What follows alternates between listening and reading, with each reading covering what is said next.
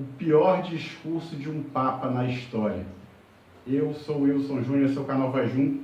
Claro que eu não li todos os discursos de todos os papas da história, são quase 270, desde São Pedro até o Papa Francisco. Mas um discurso especial eu me arrisco, se você tiver um outro que é pior do que esse, sinta-se desafiado. É o discurso de Paulo VI na Assembleia das Nações Unidas, no dia 4 de outubro de 1965.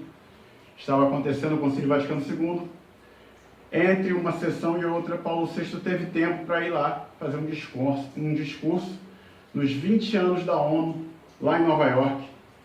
Não estou inventando, eu não minto. Está aqui no livro Vaticano II, Mensagens, Discursos, Documentos. E esse discurso de Paulo VI é o pior discurso que eu já vi de um Papa até hoje. Primeiro, 4 de outubro, lembra alguma coisa? Dia de São Francisco de Assis. Foi um dia qualquer para Paulo VI, não houve qualquer menção. Aliás, para que mencionar São Francisco de Assis, se num discurso do Papa na ONU ele sequer fala de Jesus? Você tem noção da problemática desse discurso? Ele vai visitar as Nações Unidas, a pedido deles mesmo, um cardeal que conseguiu esse privilégio, e ele vai como um amigo, é como ele se apresenta, como um amigo. E olha que beleza, como ele vai enaltecer o papel da ONU, mais do que o da igreja. Ele vai dizer, não tem nenhuma ambição de poder temporal, ele, Paulo VI, e não compete jamais convosco. Está falando do Vaticano, da igreja. De fato, nada temos a pedir e nenhuma questão a levantar. No máximo, queremos poder servir-vos com desinteresse, humildade e amor no que é de vossa competência. Como vedes, é tão simples essa primeira declaração que lhes fazemos que pode parecer insignificante a esta Assembleia, habituada a tratar de assuntos extremamente importantes e difíceis. Como um Papa se rebaixa dessa maneira diante de uma Assembleia pagã? Eu nunca tinha visto isso na história. Mas calma, não fique indignado ainda. Não comece a elaborar defesas na sua cabeça, afinal Paulo VI foi canonizado. Mas calma, não é um documento do magistério da igreja, é um discurso. Agora, discurso, o que acontece num discurso? Eu estou fazendo esse vídeo aqui, estou falando e o que sair vai sair. Né? Então, muitas vezes o vídeo vai sair com né, tá,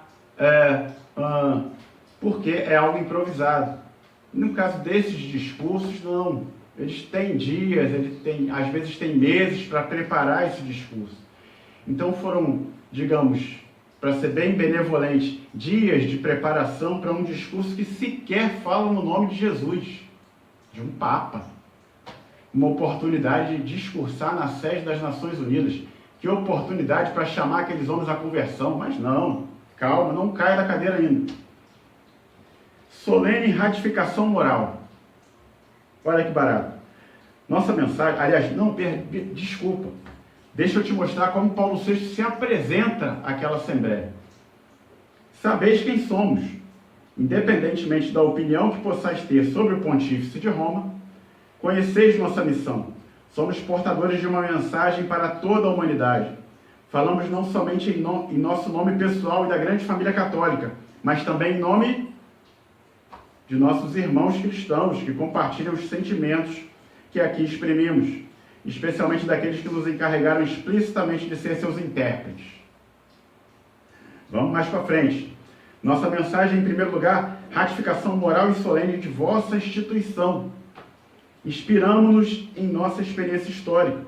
Como um perito em humanidade, é outro título que ele se apresenta, avaliamos vossa organização em nome dos nossos últimos predecessores e de todo o episcopado católico, e em nosso próprio nome, convencidos que estamos de que, na civilização moderna, as Nações Unidas representam um caminho obrigatório para a paz mundial.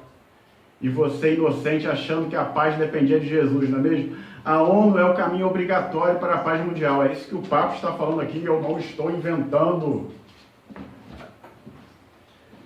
Vamos continuar alguns pontos interessantes desse discurso que é sensacional. Uns com os outros. Sois uma associação, uma ponte entre os povos, uma rede de relações entre estados. Quase diríamos que sois caracterizados na ordem temporal pelo que a Igreja Católica procura ser na espiritual, única e universal. Olha que barato. Você está entendendo o que Paulo VI está falando aqui? Calma que você vai entender. Nada se pode conceber de mais alto no plano natural na construção ideológica da humanidade. Vossa vocação, a da ONU, é levar a todos a se confraternizarem. Não apenas alguns, mas todos os povos. Difícil, sem dúvida, mas é a vossa tarefa, nobilíssima. Presta atenção agora. Quem não vê nisso o caminho para o estabelecimento de uma autoridade mundial, capaz de agir eficazmente nos planos jurídico e político? Eu estou ficando doido? Ou o Papa está incentivando uma autoridade mundial, um governo único mundial? Desculpa. Repetimos aqui o nosso voto. Prosseguir, ou seja, é isso mesmo. Rapaz, vamos para um outro ponto, para não ficar muito grande. Construir a paz, olha que interessante, mais uma vez ele vai dizer que a ONU, se dirigindo à ONU, é ensinar aos seres humanos a paz. A ONU é a grande escola em que se recebe essa educação. Aqui estamos na sua aula magna. Quem participa se torna aluno e ao mesmo tempo mestre na arte de construir a paz. Quando deixais essa sala, sois vistos como arquitetos e construtores da paz. Arquitetos é uma palavra muito interessante, mas deixa para outro vídeo.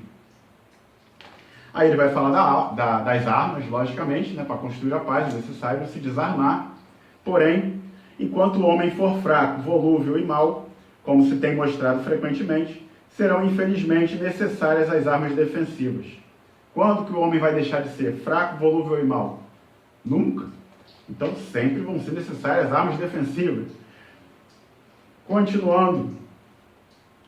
Que honras que Paulo VI presta à ONU, meus senhores, senhoras e senhores desse canal. Direitos e deveres humanos. Sentimos que sois os intérpretes do que há de mais alto na sabedoria humana. Diríamos quase seu caráter sagrado. E é exatamente isso. Se você ler o discurso todo, parece que Paulo VI quase que diviniza a ONU. Mas, para encerrar quase aqui, construir na base de princípios espirituais. Agora sim, vamos lá. O edifício que construís não repousa sobre bases puramente materiais e terrenas, pois nesse caso estaria construído sobre a areia. Fundamenta-se em nossas consciências. Sim, é chegado o momento da conversão. Agora vai. Da transformação pessoal, da renovação interior. Desculpa, Teresa, me chama. Chegou a hora em que se impõe uma parada, um momento de recolhimento e de reflexão, de oração quase. E o que é que faz Paulo VI quase rezar por aquele pessoal? Repensemos nossa origem comum, nossa história e destino comuns. Nunca como hoje, nossa época marcada pelo progresso, foi tão necessário apelar para a consciência moral humana. E ele vem relatar agora, em seguida, qual é o grande perigo que nós corremos, nós seres humanos. O perigo não vem nem do progresso nem da ciência, que poderão, ao contrário, resolver alguns dos grandes problemas da humanidade, quando bem utilizados. O verdadeiro perigo está no ser humano, desculpa, que dispõe de instrumentos cada dia mais poderosos, tanto para a sua ruína, quanto para as suas maiores conquistas. O que Paulo VI está dizendo aqui, me diga se eu estou enganado, ele está vendo como grande problema da humanidade as nossas armas nucleares, que podem nos destruir. Esse é o grande perigo que a humanidade apresenta hoje. Não há qualquer menção ao perigo de perdermos as nossas almas para o inferno, por exemplo. Não há citação sobre o inferno de Paulo VI. Ele não citou nem o nome de Jesus, você imagina. Então, esse foi o discurso para ser benevolente com Paulo VI. No finalzinho aqui ele fala, olha, o Deus desconhecido... O edifício da civilização moderna deve ser construído sobre a base de princípios espirituais, os únicos capazes de sustentá-lo, de iluminá-lo, de animá-lo. Esses indispensáveis princípios, pelo menos é a convicção nossa, fundam-se na fé em Deus. O Deus desconhecido, de que falava São Paulo no Areópago, desconhecido daqueles que sem o saber o procuravam e o tinham perto de si, como acontece a tantos no nosso século, para nós, porém, e para todos os que acolhem a inefável revelação que Cristo nos fez dele, é o Deus vivo, Pai de todos os seres humanos. Você percebe até quando Paulo VI fala de Deus, ele fala de uma maneira genérica, de uma maneira global, de uma maneira, para usar a palavra certa, de uma maneira ecumenista. Ou seja, ele não quis citar o nome de Jesus, porque vai escandalizar as pessoas que não creem em Jesus e que estão ali, mas ele fala de Deus porque todo mundo crê em Deus, então não vai ofender ninguém. Esse é o falso ecumenismo praticado na igreja até hoje, desde João 23 até os dias de hoje. Se você pesquisar o magistério dos papas antes de João 23, nenhum deles era favorável ao ecumenismo, pelo menos não dessa forma, de você negar a tua fé para não ofender o outro. Esse ecumenismo só pode ser construído na verdade, é o que João Paulo II ensinava. Vamos falar mais sobre ecumenismo na frente também. Mas enfim, resumindo esse discurso fantástico de Paulo VI, ele não fala o nome de Jesus. Dia de São Francisco de Assis, sequer citou São Francisco. Para quê? Ele se diz amigo da ONU, se diz servidor da ONU, que está ali para servi-lo, incentiva-os ao governo único mundial, diz que eles são obrigatórios para a paz. Que maravilha! E eles têm quase um caráter sagrado. Levam quase Paulo VI a pedir que rezem. Sinceramente, um discurso para ser esquecido. Deixe seus comentários se você discorda ou se você tem um discurso pior do que esse. Me diz se eu interpretei tudo errado, se eu li tudo errado. Enfim, fique à vontade. É isso aí.